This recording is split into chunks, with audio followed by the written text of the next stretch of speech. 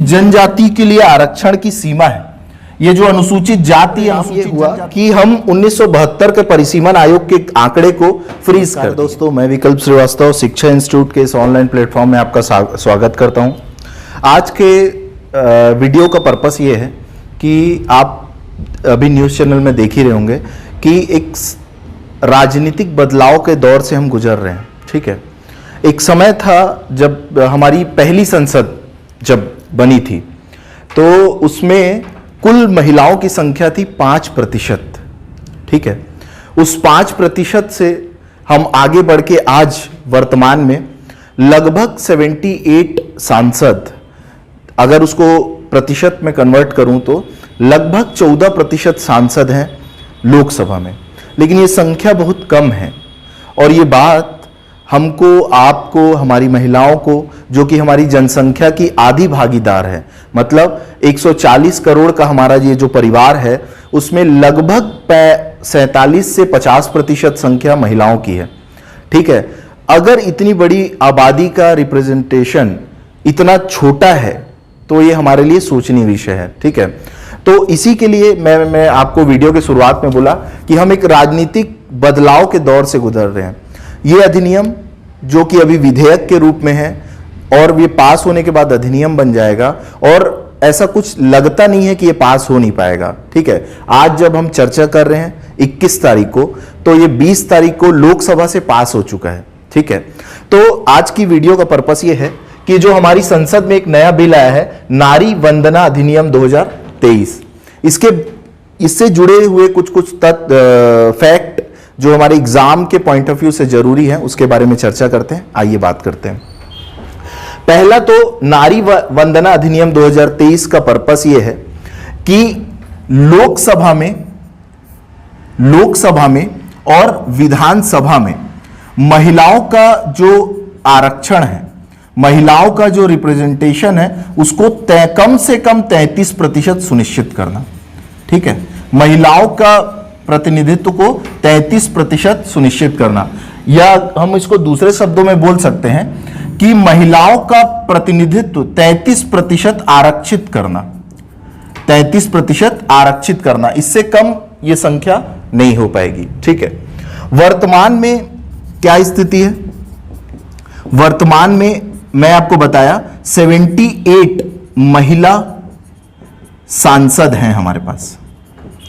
कितनी महिला सांसद है? 78, जो लगभग 14% के बराबर है। ठीक है, तो 14%, अगर ये अधिनियम पास हो जाता है, अगर ये नारी वंदना अधिनियम पास हो जाता है, तो ये जो 78 की संख्या है, ठीक है, ये जो 78 की संख्या है वो कितनी हो जाएगी?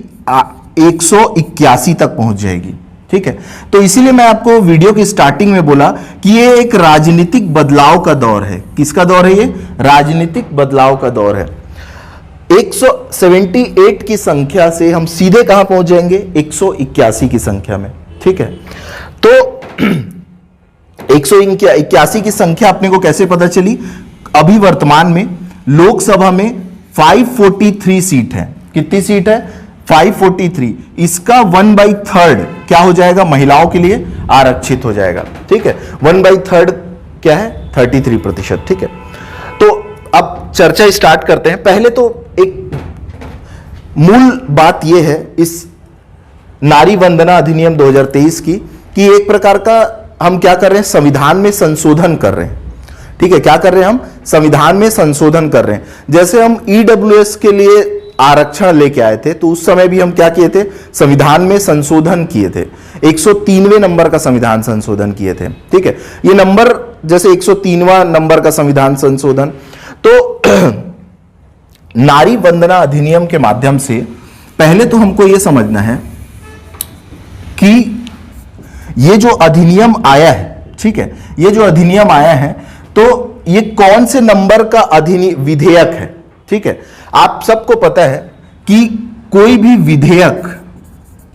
विधेयक पहले पेश होता है, कहां पेश होगा? सदन में। और जब मैं सदन बोलता हूं तो इसमें दोनों सदन को शामिल करता हूं, लोकसभा को और राज्यसभा को। जब ये सदन से पास हो जाता है और इसमें राष्ट्रपति का हस्ताक्षर हो जाता है, प्रेसिडेंट का साइन हो जाता है, तो ये जो प्रस्ताव है या ये जो विधेयक है वो क्या हो जाता है? अधिनियम हो जाता है।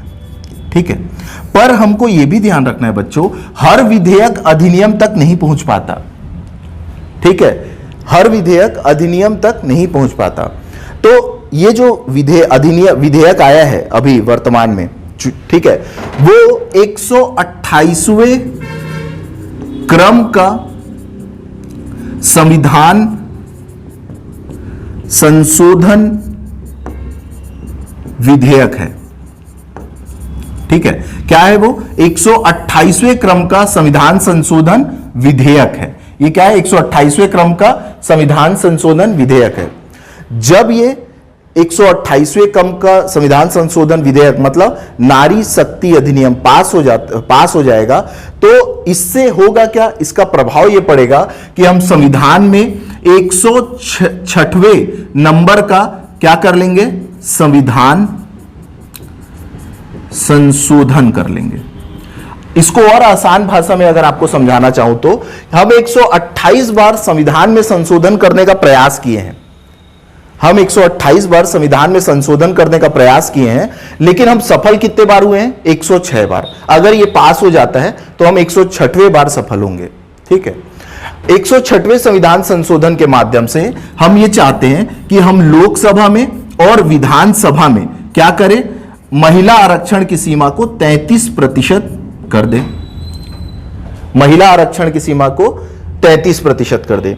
यहां एक प्रश्न यह उठता है कि लोकसभा और विधानसभा में ही क्यों? राज्यसभा भी तो है भाई, राज्यसभा भी तो है, यहां विधान परिषद भी तो है। ठीक है, हमको पता है पूरे देश में 6 राज्य ऐसे हैं जहां विधान परिषद क्या है? विद्यमान है। तो हमको यहां यह ध्यान रखना होगा कि राज्यसभा में और विधान परिषद में आरक्षण का कोई प्रावधान नहीं है।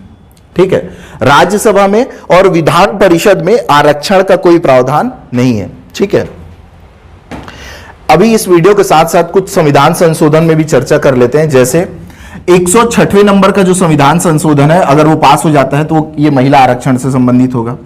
105वें नंबर का जो संविधान संशोधन था हमारा, वो था ओबीसीओ की संख्या से संबंधित। ये राष्ट्रपति को अधिकार देता है कि ओबीसी की संख्या राज्यों से साझा की जा सकती है। ठीक है, और राज्य उसको योजना के संचालन के लिए यूज कर सकते हैं। ठीक है, 104 नंबर का जो संविधान संशोधन था, उसमें हम पहला चीज तो ये किए थे, जो रिजर्वेशन का ड्यूरेशन है उसको 10 साल के लिए बढ़ा दिए थे। ठीक है, रिजर्वेशन का जो ड्यूरेशन था उसको हम 10 साल के लिए बढ़ा दिए थे। और इसमें 104वें संविधान संशोधन से ही हम ये तय किए कि एंग्लो इंडियन जो है हमारे, उनके ड्यूरेशन को हम नहीं बढ़ाएंगे। मतलब जो एंग्लो इंडियन समुदाय के प्रतिनिधि लोकसभा में, विधानसभा में मनोनीत होते थे, 2 सदस्य मनोनीत होते थे, उनकी सीमा को समाप्त कर दिया गया। किससे? 104वें संविधान संशोधन से।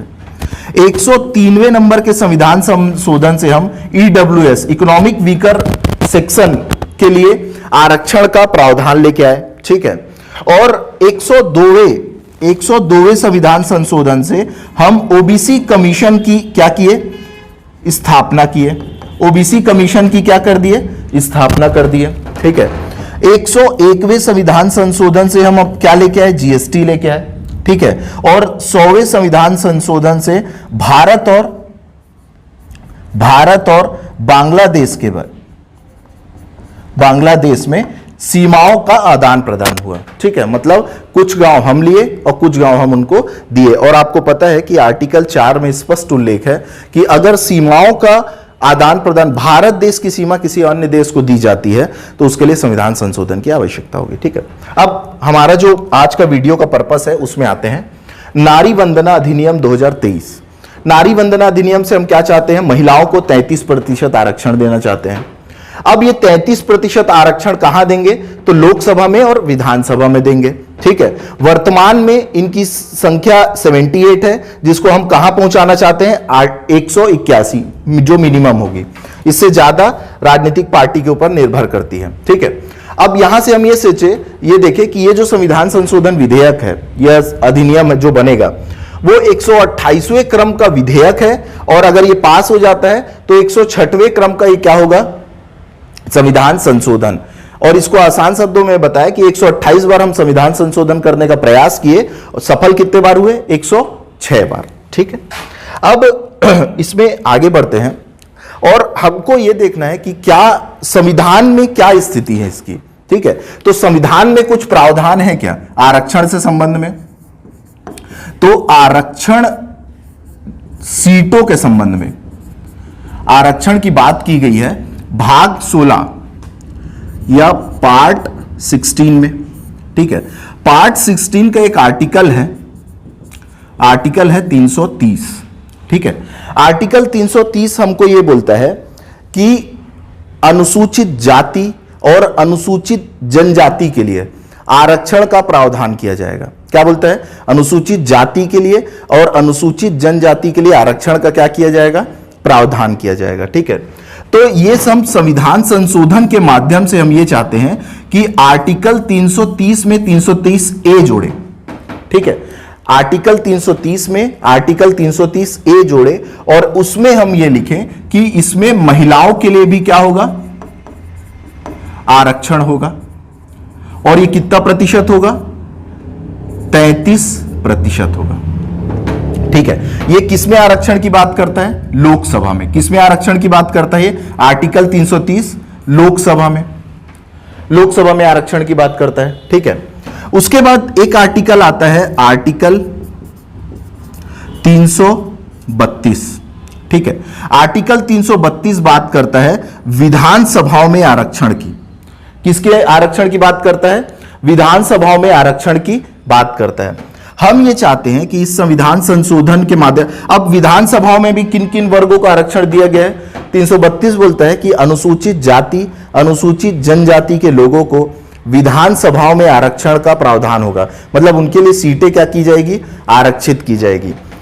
लेकिन हम चाहते हैं कि हम आर्टिकल 332 में आर्टिकल 332 ए जोड़ें, जिसमें हम लिखे कि अनुसूचित जाति अनुसूचित जनजाति के साथ किसको आरक्षण और दो, महिलाओं को भी आरक्षण दो। और यह आरक्षण की सीमा कितनी होगी, 33% होगी। कितनी होगी, 33% होगी। इसके बाद हम आर्टिकल 334 ए को स्थापित करना चाहते हैं। आर्टिकल 334 ए यह बोलता है कि ये जो आरक्षण होगा, आरक्षण जनगणना के में जो जनसंख्या प्राप्त होगी उसके हिसाब से होगा। ठीक है, ये जो आरक्षण की सीमा होगी वो जनगणना के में जो जनसंख्या होगी तो जनसंख्या के अनुपात में होगा। ठीक है, लेकिन यहां हम ये 334 में जो ए जोड़ रहे हैं उसमें ये बोला गया है कि जो परिसीमन से जो आंकड़े प्राप्त होंगे और जो सीटों की संख्या निर्धारित होगी, उसके बाद क्या किया जाएगा, इसको आरक्षण का प्रावधान किया जाएगा। मतलब कि जो महिला आरक्षण स्थापित करने का प्रयास किया जा रहा है, कितना प्रतिशत, 33%, वो परिसीमन के बाद होगा। अब ये क्या होगा, ये परिसीमन क्या है, परिसीमन के बारे में आगे चर्चा करेंगे। परिसीमन अभी ये समझ लीजिए कि जो लोकसभा की जो सीटें रहती है उसकी संख्या को बढ़ाना, मतलब जनसंख्या जैसे बढ़ती है ना, उसी प्रकार हम क्या करते हैं, लोकसभा के सीटों की संख्या में भी क्या करते हैं, वृद्धि करते हैं। विधानसभा की सीटों की संख्या में भी क्या करते हैं, वृद्धि करते हैं। तो परिसीमन कब होना है देश में, 2026 में। ठीक है, परिसीमन कब होना है देश में, 2026 में। तो परिसीमन जब हो जाएगा तब से हम क्या करेंगे, महिला के आरक्षण को स्थापित करेंगे। ठीक है, ये चीज समझ में आ गया। और यही 334 ए में एक बात और लिखी है कि महिला का जो आरक्षण होगा उसका सीमा कितनी होगी, 15 वर्ष के लिए होगा। महिला आरक्षण की जो सीमा होगी वो कितने वर्ष के लिए होगी, 15 वर्ष के लिए। सामान्य तौर पे 104वें संविधान संशोधन से हम देखें कि 10 साल के लिए आरक्षण की सीमा को आगे बढ़ाया जाता है, पर इसमें क्या बोला गया है कि एक बार महिला आरक्षण अगर स्थापित हो गया तो एक सीधे कितने साल के लिए रहेगा, 15 वर्षों के लिए रहेगा। कितने वर्षों के लिए रहेगा, 15 वर्षों के लिए रहेगा। ठीक है, एक और आर्टिकल में परिवर्तन आया है। आर्टिकल 239 ए, जो दिल्ली में अनुसूचित जाति अनुसूचित जनजाति के लिए सीटों के आरक्षण से संबंधित है, सीटों के आरक्षण से संबंधित है। उसमें हम क्या जोड़ रहे हैं? 239 ए जोड़ रहे हैं, डबल ए जोड़ रहे हैं। और इसमें हम क्या बोल रहे हैं? अनुसूचित जाति अनुसूचित जनजाति के साथ महिलाओं के लिए आरक्षण।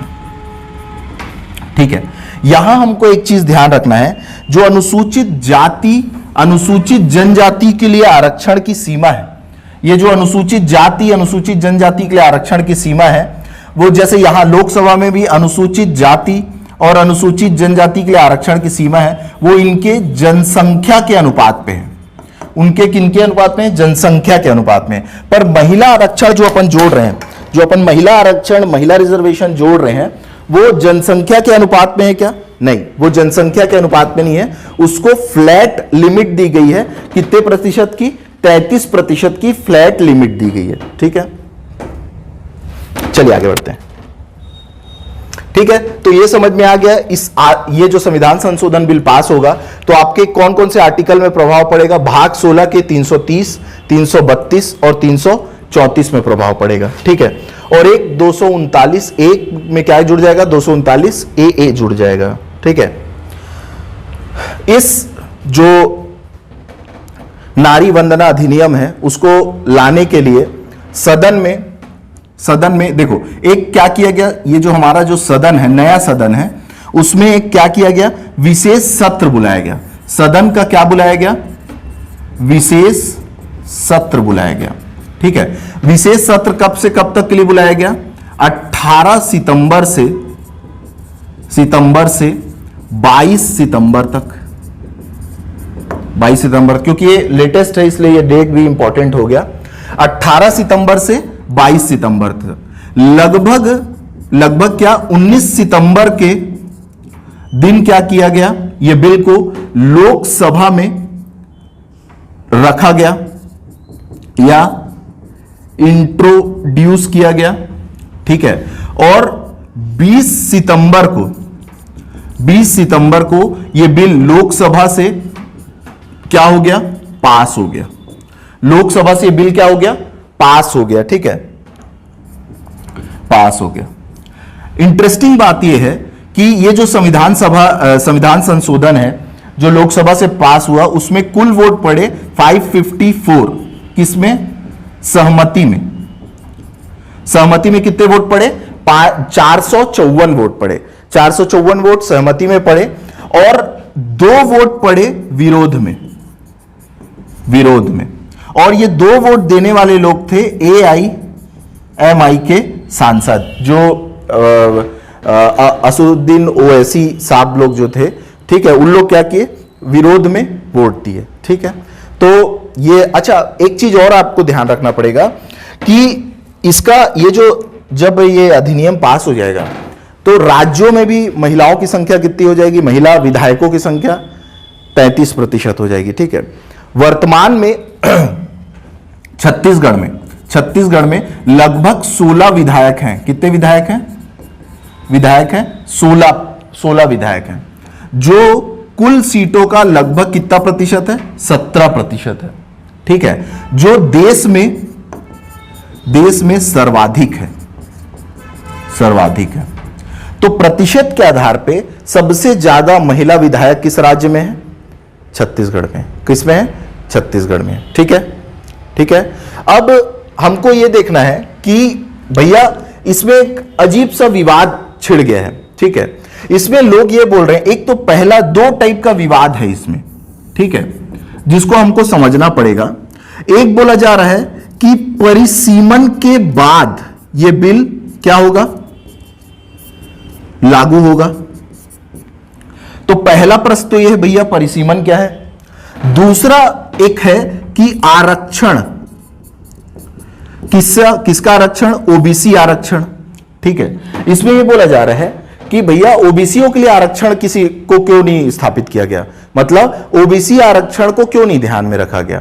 तो आपकी जानकारी के लिए मैं बता दूं, हमारे लोकसभा में विधानसभा, पहली बात तो यह है कि लोकसभा और विधानसभा दो जगह आरक्षण का प्रावधान है, ठीक है, लोकसभा में और विधानसभा में। लोकसभा में, विधानसभा में तो अलग अलग जगह में इनके जनसंख्या के अनुपात में क्या है, सीटों के लिए आरक्षण है, ठीक है। किसके लिए आरक्षण है विधानसभा में? अनुसूचित जाति और अनुसूचित जनजाति के लिए। ओबीसी के लिए आरक्षण की कोई सीमा निर्धारित नहीं है, ठीक है, अभी तक लोकसभा में लगभग भी अनुसूचित जाति अनुसूचित जनजाति के लिए ही आरक्षण की सीमा है। और अभी वर्तमान में अगर देखा जाए तो लगभग 84 सदस्य किसके हैं? अनुसूचित जाति के। और अनुसूचित जनजाति के कितने सदस्य हैं? 47, मतलब 47 सदस्य, ठीक है।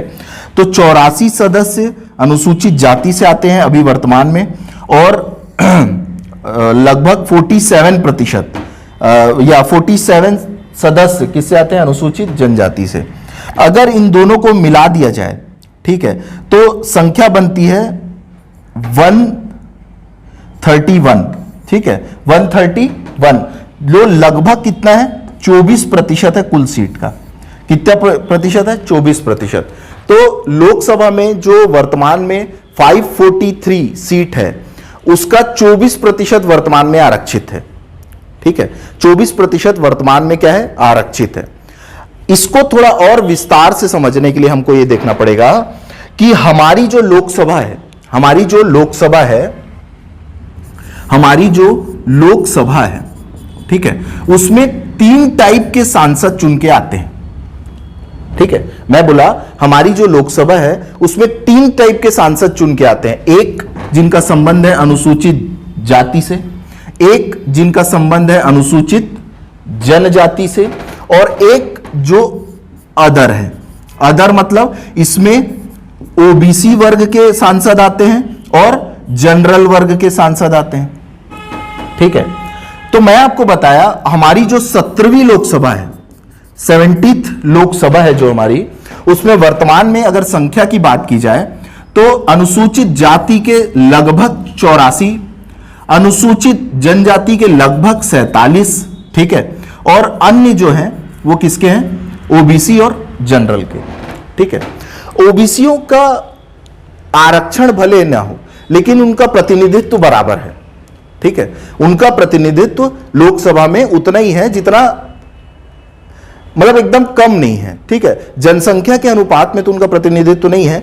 लगभग मैं संसद का में भाषण सुन रहा था, लगभग 27 से 28% का प्रतिनिधित्व रखते हैं वो लोकसभा में। और ओबीसी वर्ग की संख्या कितनी है? लगभग 50 से 55%, 50 से 55% उनकी संख्या है। और इनका वर्तमान प्रतिनिधित्व लगभग कितना है? 24 से, मतलब 25 से 27% के बीच है, ठीक है। और इन दोनों का प्रतिशत तो वही है, जनसंख्या के अनुपात में है इनका प्रतिशत, ठीक है। तो अब अगर इसमें महिला आरक्षण जुड़ेगा, अगर अब इसमें महिला आरक्षण जुड़ेगा तो इनकी जो संख्या होगी, महिला आरक्षण जो जुड़ेगा उसमें ऐसे होगा कि अब जो 84 सांसद अनुसूचित जाति के चुन के आते हैं उसमें 33% महिला सांसद चुन के आएंगी। मतलब इस 84 का 33% कौन चुन के आएगा? महिला सांसद, ठीक है। इस 47 का 33% कौन चुन के आएगी? महिला अनुसूचित जनजाति के सांसद चुन के आएगी। और जो बाकी सीटें बची उसके भी 33% महिला चुन के आएगी, 33% महिला। मतलब महिलाओं का जो 33% का प्रतिनिधित्व होगा वो हर वर्ग से होगा। और वर्ग कितने हैं? 3 हैं। विवाद ये है कि लोग ये बोल रहे हैं कि वर्ग 4 होने चाहिए। विपक्ष का ये मानना है या विपक्ष की ये मांग है कि वर्ग 4 होने चाहिए। एक शेड्यूल कास्ट का वर्ग हो, एक शेड्यूल ट्राइब का वर्ग हो, एक ओबीसी का वर्ग हो और एक अनारक्षित वर्ग हो, या जिसको जनरल वर्ग बोल सकते हैं, ठीक है। तो ये विवाद है।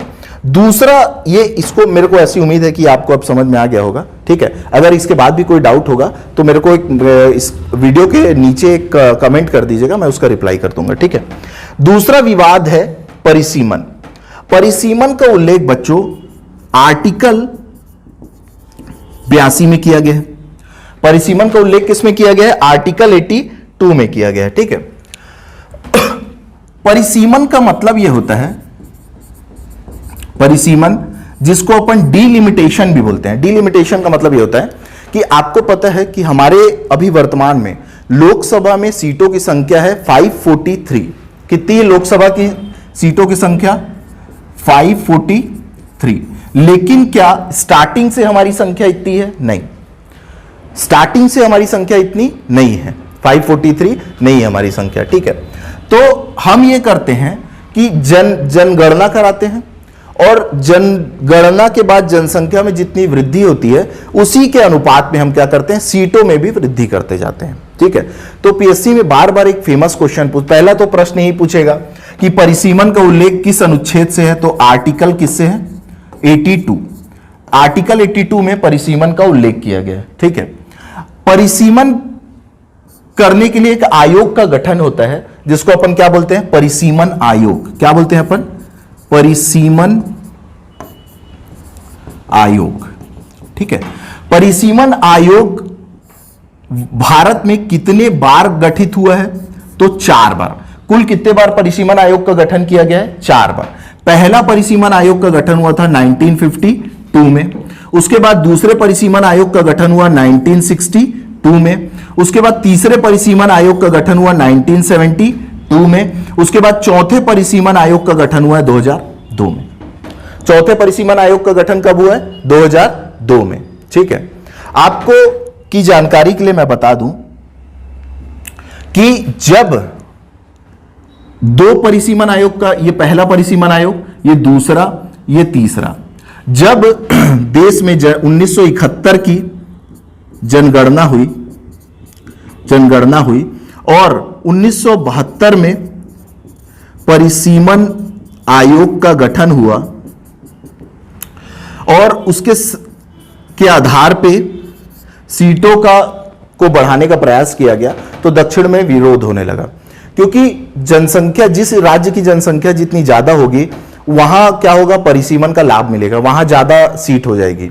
तो जिस राज्य में ज्यादा सीट होगी, बट ऑब्वियस है कि राजनीतिक बेनिफिट उस राज्य को मिलेगा।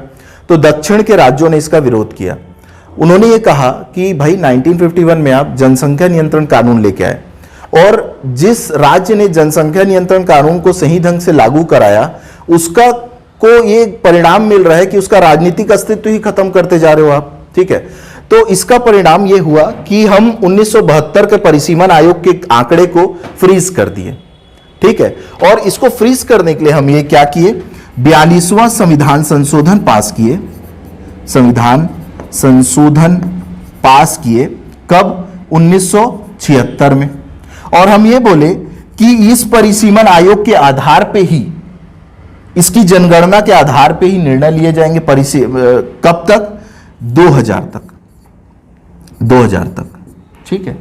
वर्ष 2000 तक इसी परिसीमन की मतलब इसी जनगणना को और इसी परिसीमन के आयोग के आंकड़े को ही मान के सब सीटों का निर्धारण किया जाएगा। और सीटों की संख्या को आगे बढ़ाने में, मतलब सीटों की संख्या में, जैसे 543 जो सीट है उसकी संख्या को में वृद्धि करने से मना कर दिया गया, ठीक है। उसके बाद 2000 के बाद 84वां संविधान संशोधन किया गया। संविधान संशोधन किया गया और यह बोला गया, कब किया गया? 2001 को। और इस आंकड़े को, 1971 के आंकड़े को क्या कर दिया गया? 2026। यह बोला गया, देखो 2000 में 2000 तक के लिए 42वां संविधान संशोधन था, अब 2001 आ गया था, अब यहां फिर से आपको परिसीमन कराना था। तो इसमें बोला गया कि परिसीमन अब कब होगा? 2026 में होगा। क्या बोला गया? परिसीमन कब होगा? 2026 में होगा। परंतु जनगणना का आधार क्या होगा? 1991 की जनगणना। जनगणना का आधार क्या होगा? 1991 की जनगणना होगा, ठीक है। लेकिन इसमें भी एक चीज और बोला गया कि सीटों की संख्या में परिवर्तन नहीं किया जाएगा। क्या बोला गया? सीटों की जो संख्या होगी, मतलब 543 जो सीट है अभी, उसकी संख्या में कोई परिवर्तन नहीं किया जाएगा। ठीक है।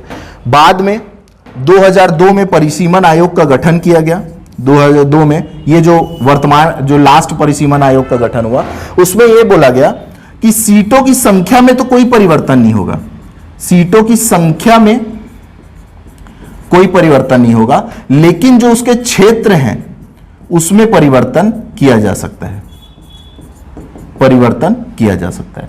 मतलब सीटों के अंदर जो क्षेत्र है वो, जैसे एक सीट है उसमें 5 गांव हैं, ठीक है, और उसकी बगल की सीट में 7 गांव हैं, तो ऐसा किया जा सकता है कि इस सीट के 2 गांव को उसमें मिला दिया जाए और उस सीट के 2 गांव को इसमें मिला दिया जाए। ठीक है, तो ये हो गया सीटों के अंदर क्षेत्रों में परिवर्तन कर दोगे, ये सीट को ना कम कर सकते ना बढ़ा सकते। ठीक है, ठीक है। Thank you so much. ये वीडियो अगर आपको समझ में आया है तो चैनल को सब्सक्राइब करो। Thank you.